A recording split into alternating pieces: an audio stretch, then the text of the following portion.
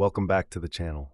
Welcome to a fundamental procedure in marine engine maintenance, checking and adjusting engine timing.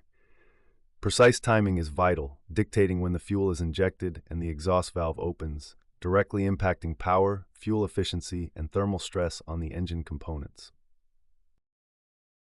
Our procedure begins with preparation and safety. The engine must be stopped, cooled, and secured, with the starting air isolated and the turning gear engaged. This is a high-precision job, requiring a clean work environment and the manufacturer's timing data, the specific crank angle for injection and exhaust opening. We first locate the reference points on the engine. This involves finding the top dead center, TDC, for the cylinder we are checking. The TDC is physically marked on the flywheel or crankshaft web and is used as the 0-degree reference. We use a turning gear and a pointer or protractor to accurately position the crank. Next, we check the fuel injection timing. This is usually checked at the point of fuel delivery from the high-pressure pump to the injector. We rotate the engine slowly in the direction of rotation. As the piston approaches the firing TDC, we observe the fuel pump. The exact moment when the fuel pump plunger starts to lift, or when the high-pressure line is charged, is the point of injection.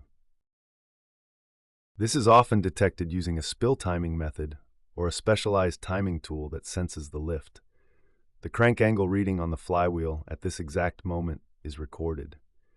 This measured angle is compared to the specified injection timing from the manual. If the timing is incorrect, adjustment is necessary.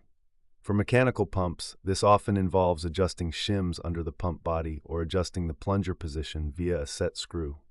Adding or removing shims alters the timing by changing the effective pump stroke, advancing or retarding the injection point. All adjustments must be minute and precise. Simultaneously, we check the exhaust valve timing. The valve timing determines how long the combustion gases are allowed to escape, impacting scavenging efficiency. We turn the engine slowly and observe the actuator or push rod. The exact moment the exhaust valve starts to lift off its seat is the opening point. Again, the crank angle is read from the flywheel and compared against the manual specification. If you found this video helpful, please give us a thumbs up, hit the notification bell, comment, like, share, and subscribe for more insights. Thank you.